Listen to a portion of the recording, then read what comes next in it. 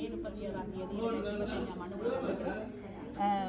இங்கே நிறைய ஸ்டாண்ட் வைக்கப்பட்டிருக்கு, நிறைய நூல்கள் வைக்கப்பட்டிருக்குது, ஒரு ஈழத்து பெண்மணியின் எழுத்து வைக்கப்பட்டிருக்குது, ஓவியம் வைக்கப்பட்டிருக்குது, வேறு வேறு நிறைய புத்தகங்கள் வைக்கப்பட்டிருக்குது, யாழ் நூலகம் எரிப்பு சார்ந்த செய்திகள் பிரெஞ்சு மொழியில் வைக்கப்பட்டிருக்குது. ஆனால் உங்களுடைய மேசையில் ஒரு வித்தியாசமான ஒரு விடயங்கள் வைக்கப்பட்டிருக்குது. முதல்ல உங்களை பற்றின ஒரு சிறிய அறிமுகத்தோட இந்த நேர்காணலை தொடங்குவோம்.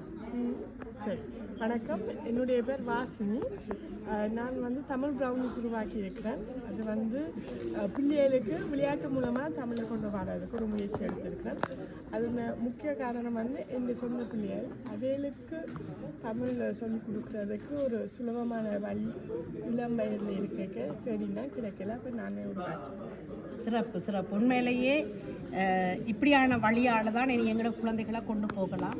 இரண்டாம் நிலா காட்டி சோறு சாப்பிட்ற பிள்ளைகளெல்லாம் போய் இப்போ இன்டர்நெட்டையும் இணையத்தையும் காட்டி சோறு சாப்பிட்ற தீர்த்த வேண்டிய தேவை வந்துட்டுது. அப்போ அவர்களின் வழியில் தான் நாங்கள் கொண்டு போய் கல்வியையும் கொடுக்கலாம். அதை இளையவர்கள் நீங்கள் அதை புதுசாக உருவாக்க தான் சிறப்பாக இருக்குது. உங்களுடைய இந்த வழியில் ஒரு வழியை எனக்கு சொல்லுங்கள். என்னென்று நீங்கள் தமிழ் மொழியை ஒரு குழந்தைக்கு தமிழ் படிக்கிற தமிழ் பிள்ளைக்கு என்னென்று நீங்கள் ஒரு சொல்லிக் கொடுக்க போகிறீங்க? ஒரு விஷயத்தை மட்டும். சரி, அப்போ இந்த காட்ஸ் உயிரெழுத்து மெய்யெழுத்துன்னு இருக்கு, சரியா? ஆமாம். இது ஒரு பிள்ளைக்கு கொடுத்தா இது அவருக்கு ஒரு விளையாட்டு, சரியா? இந்த பேன் எடுத்து அவர் எழுதி, சரியா, பூவண்ணாண்டு எழுதி இதில் ஓடியோவும் இருக்கு. இப்போ தச்சம் பெற்றோர் மாதிரி கொஞ்சம் எழுத்த மறந்துட்டோம்டா ஓடியோ எடுத்து எழுத்துன்ற ஒளி இருக்குது, சொல்லுன்ற ஒளியும் இருக்குது. பிள்ளை அழிச்சிட்டு திருப்பி எழுதும். எழுத்துக்களை கொப்பிகளை எடுத்து எழுதாமல், இடத்தையும் பிடிக்காமல், ஆனால் மறுபடியும் அந்த பிள்ளை எழுதி கற்றுக்கொள்றதுக்கு உயிரெழுத்துக்களை அதோட அதில் ஓடியோ இதில் இருக்குது. அதோட ஒளியின் சத்தத்தை திரும்பவும் கேட்டு அந்த குழந்தை கற்றுக்கொள்றதுக்கு செய்திருக்கிறா. சிறப்பாக இருக்குது. புது வடிவமான ஒரு விடயம், அதாவது தமிழ் மொழியில் ஒரு புது வடிவமாக இருக்குது. சிறப்பாக இருக்குதும்மா, வாழ்த்துகள். உண்மையிலேயே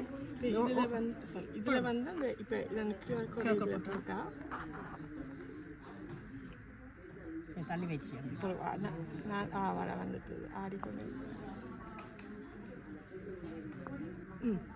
இதில்